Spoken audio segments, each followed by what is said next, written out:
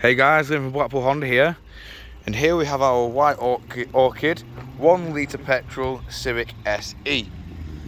Of course, with this being the SE model, it does come with these 16-inch alloys, all of which are in perfect condition. Of course, we've got body coloured door mirrors and door handles.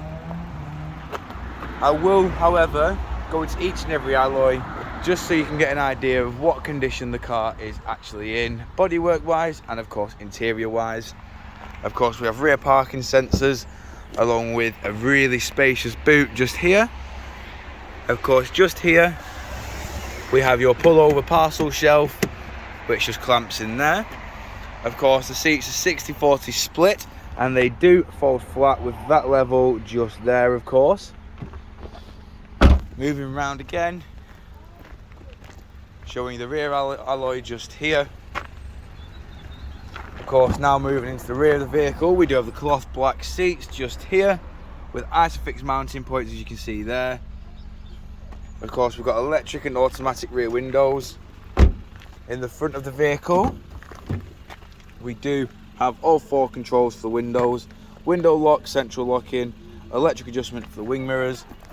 Of course, sitting inside the vehicle now, you can see that we do also have your electric handbrake just there, with Econ, stop start and a 6-speed manual gearbox.